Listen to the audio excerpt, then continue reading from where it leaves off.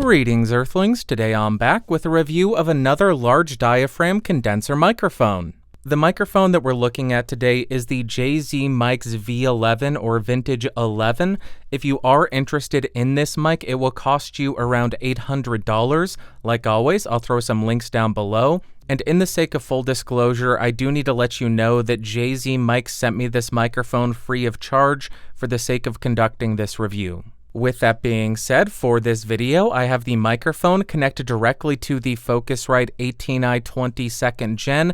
My gain is set just at around 2 o'clock. I will not do any kind of post-processing, but I may boost it in post, so check the doobly-doo to see what I diddly did. And now let's talk about what comes in the box. Darn it. Of course, you are going to get the microphone. You'll get the microphone mount, a 5/8 to 3/8 inch microphone stand adapter, and a single sheet of paper with warranty information as well as where to download the manual. Next up, as far as the build quality, I have zero complaints about this thing. It just feels really well put together. It does have what I believe is an all-metal body as well as a firm metal mesh grille, which doesn't have too much give to it. It weighs in at around 590 grams. As you move around the microphone, you will find no buttons or switches or dials. It is very bare bones. On the bottom, you will find the XLR port as well as 2 holes to mount this to the provided mount. Next up, as far as the specs, this microphone has a cardioid polar pattern, a frequency response of 20 Hz to 20 kHz, a sensitivity of approximately around -33 dB, an impedance of 50 ohms, a self-noise of 6.5 dBA, max SPL of 134 dB, and a phantom power requirement of plus 48 volts. Now I am spinning around the JZ Mics V11 to 90 degrees to show you the off-axis rejection and coloration. We will continue around the microphone to 180 degrees to the null area. Continuing around the microphone to the second 90-degree angle, here is how it sounds, and rotating and ending at the front of the mic. Next, let's go ahead and test the plosive rejection of this thing, and I will be a little bit gentle because it is insanely susceptible to plosives. Please bring pizza pronto. Please bring pizza pronto. Please bring pizza pronto. Now I am right on top of the microphone to demonstrate what the proximity effect on this mic sounds like. About 3 inches off of the mic with it pointed at the corner of my mouth, and here is how the audio sounds. About 1 foot away from the microphone, 2 feet away from the microphone, and about 4 feet away from the microphone. Now I am typing on a keyboard with Gatoron blue switches to see how much of my voice versus how much of the keyboard it picks up. And for you elite gamers, here I am typing on the sad W keys. Here's how the microphone sounds in a well-treated room. And here is how the microphone sounds in a completely untreated room. Now I will go ahead and tap the body of the microphone to see if there are any kind of resonant frequencies.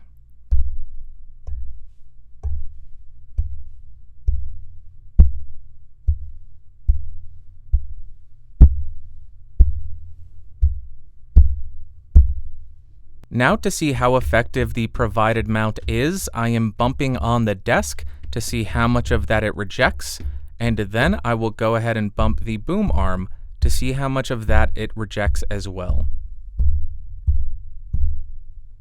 Now I want to do a very quick comparison between the JZ Mics V11 and a couple of other microphones on the market so you can see how it stacks up against the competition.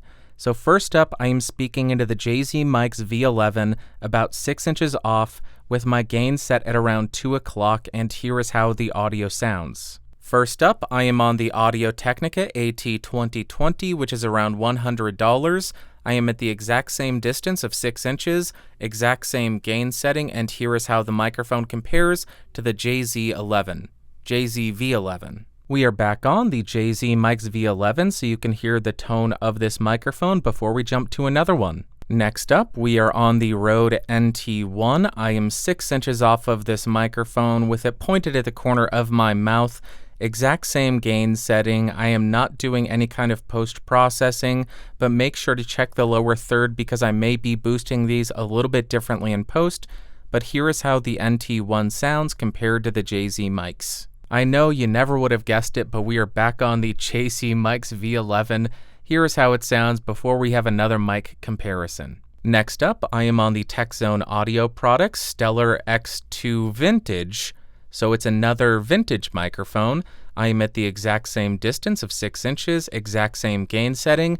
Check the lower third to see how much I boosted it, and here is how it compares to the JZ Mics Vintage 11. Sound sample, I hardly knew her. Back on the JZ Mics V11, here's how it sounds before we go to another microphone. Now I am on the CAD E100s. I am at 6 inches off of the microphone. I do not have a high pass filter or a pad engaged. Exact same gain setting, check the lower third. But here is how the E100s compares to the JZ Mics Vintage 11. In case you didn't catch on to the pattern, here we are back on the, say it with me, JZ Microphones Vintage 11. Here's how it sounds, 6 inches off, gain at 2 o'clock. Let's jump to another one. Next up, we are on the very cute miniature Neumann TLM102, which is a $700 large diaphragm condenser microphone. I am at 6 inches off of the mic with it pointed at my mouth, gain set at the exact same area at 2 o'clock, and here is how it compares to the JZ Microphones microphone. Next one. And I think this is the last mic we're comparing it to. Here is the JZ Mics V11. Let's go to this next mic. And lastly, I am speaking into the Austrian Audio OC818. I am on the cardioid polar pattern, no high pass filter, no pad engaged, 6 inches off, exact same gain setting. Check the lower third to see if I boosted them differently in post. And here is how the audio compares to the JZ Mics Vintage 11.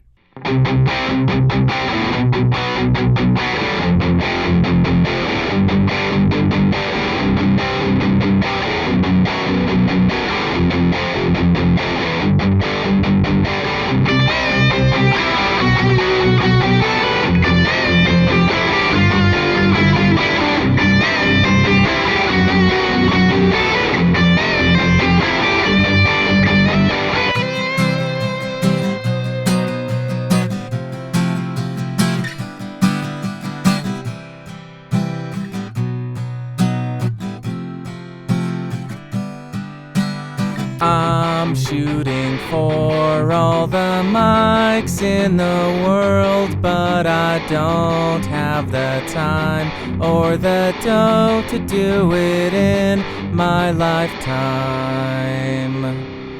I know it's a dream that I have, but I'm trying to keep my expectations in check because I know it will never happen, and I don't want to be too disappointed. Curses. Curse it all. All right, so if you'll allow me to quote a man that is much wiser than I, damn, boy, he's thick, boy. That's a thick-ass boy. Damn. But first up, in terms of pros, the main thing that sticks out to me is the 6.5 dB self-noise. That is insanely low and excellent to see. I also found the sound to be overall incredibly smooth and very pleasing to listen to. And then in terms of cons, the microphone is pretty susceptible to plosives. The provided mount also didn't do an amazing job at rejecting bumps of the boom arm or bumps of the desk, and it is an odd shape, so if you did want to get an actual shock mount, it may be difficult to find one that would fit this specific mic. So what are my overall thoughts of this microphone? On the electric guitar, I found the low end to be very warm and robust and dominant, but it stayed incredibly responsive, and it didn't seem messy or muddy or loose down there at all. The mids were fairly neutral and unoffensive, and the top end was surprisingly detailed and crisp. Then on the acoustic guitar, the first thing that came to mind is, surprise, it has a vintage characteristic.